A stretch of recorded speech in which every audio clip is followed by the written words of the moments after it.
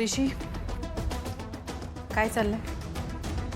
नाही काही नाही, फॉरेन डेलिगेट्स येणार आहेत ना, प्रेझेंटेशन रेडी करतोय. That's good.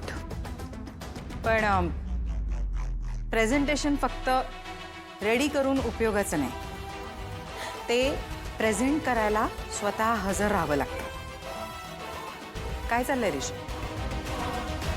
आज आपली VC होती, तू तिथे आलास नाहीस. नाही म्हणजे what has happen to your discipline? I am sorry, प्रॉब्लेमच तसा होता. पण डोंट वरी, बंड्या गेल्या आता गावाला. हो बंड्या, हल्ली तुला कमळीचा प्रॉब्लेम हे सोडून दुसरं काहीच सुचत नाही. आणि मी तुला सांगू, बिझनेस हा डिसिप्लिनवर चालतो. तुझं लक्ष फक्त कमळीच्या प्रॉब्लेम्समध्ये असतं. But let me tell you, business without discipline होत नाही. I am sorry. आणि काय, आज दिवसभरात तुला मला एकही कॉल करावासा वाटला नाही?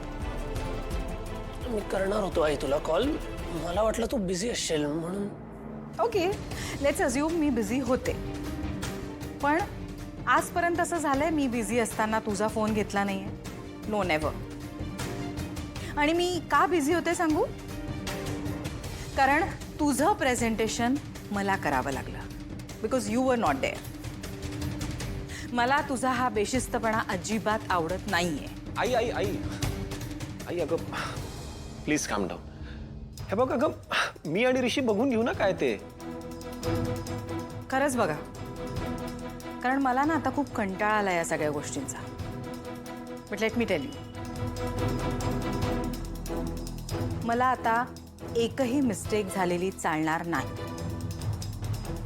Don't worry I.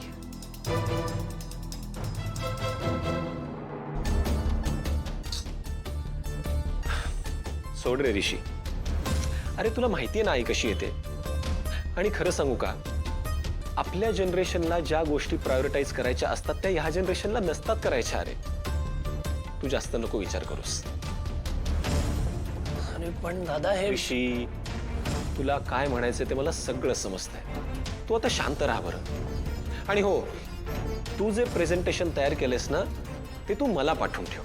हां, मी बघतो काय करायचं ते. आणि आता कुठलाही विचार न करता आराम कर. गुड.